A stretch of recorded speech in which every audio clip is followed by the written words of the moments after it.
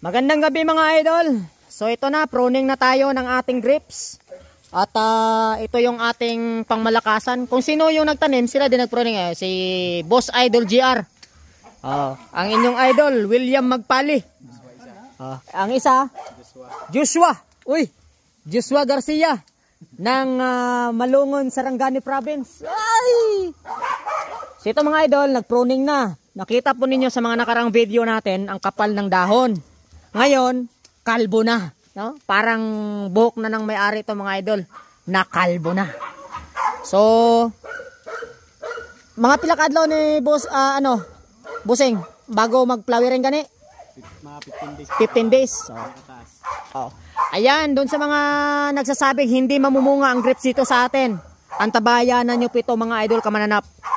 Yan. Sa mga hindi naniniwala, ngayon maniniwala ho kayo. Huwag nyo lang ipabarang yung grapes namin ha. Huwag nyo lang ipabarang. Yan. Dito nyo matitikman yan sa Mananap Vineyard. Ahay! Uhahay! Yan mga idol, kalbong-kalbo na. Yan. Kita nyo mga idol, grabe yung sipag ko para lang mapakapal ang dahon nito. Yan mo lang pupuntahan. Kakalbuhin din.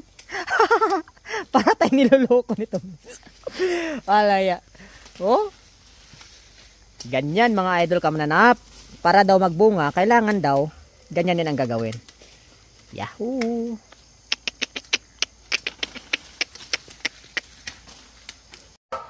Good morning mga idol kamananap. Good morning, good morning. So ganito na po yung sitwasyon ng ating mga ating grapes.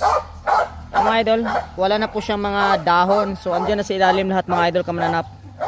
Ayan. So andyan na sa lahat ang dahon niya, yung mga tangkay niya, yung mga vines niya, yung mga baging niya. Andyan na mga idol kamananap sa ilalim. Nagpruning tayo. So no! Ginangat-ngat yung puno ng ano. So ayan. Good morning mga idol kamananap. Good morning, good morning. So ganito po yung sitwasyon sa ating grapes. Yung sa ating Mananap Vineyard. So nagpruning na tayo mga idol. Nakita po ninyo, wala na siyang dahon. Ganyan po siya. Kaingay ng aso ko. Ayan, tapos yung lahat ng kanya mga dahon-dahon mga idol, yung kanya mga bata na bagon or tag nito, yung baging niya, pinagpuputol na mga idol. So ganyan na yung kanyang itsura. So mag-aantay nito tayo mga idol ng 90 days, no? 90 days at nang sa ganon ay makakatikim ho tayo ng bunga.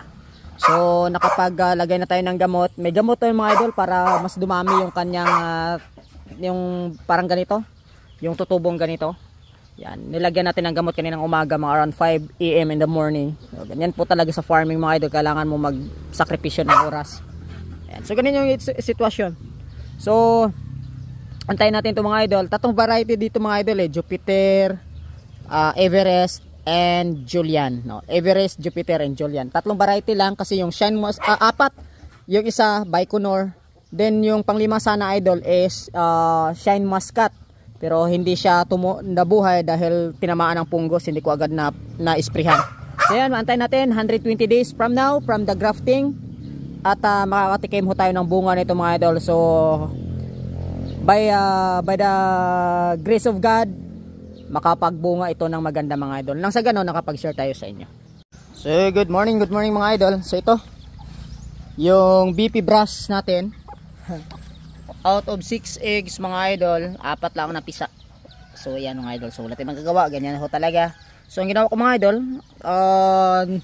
arrange natin sila, yung nanay yung mag-aalaga. So hayaan na natin sila na ganyan, nang sa ganon ay lumakas yung kanilang katawan and yung kanilang immunity. So ganyan lang mga idol kamananap. Yan, so hayaan natin yung nanay na siya mag-alaga sa kanyang mga sisiw. And dito, ito naman yung ating BP Ganoy. Ayan, so 8 yung kanyang itlog, isa yung hindi napisa, no? Isa yung bugok. So ayan, so ayan yung kanyang mga sisiw. So hinayaan ko lang din mga idol. So para nakita naman namin, healthy naman yung kanyang mga sisiw. Hoping na tuloy-tuloy yung paglaki na healthy ng mga alaga natin mga idol kamananapan, no? So ayan po. So sa nanay ko lang din siya pinapalagaan mga idol. Nang sa ganon, the development ng kanyang development immunity ng mga season na to is mas strong, no, compare doon sa naka-brooding. So ayan mga idol. So antabayan nyo pa yan po ay BP Ganoy. So yung hen na to idol is import from directly from Vietnam. And ang nag-import po nito walang iba kundi yung ating idol na Barkid breeder, Resby Demalin. Magandang umaga sa iyo boss idol, bro, Resby Demalin.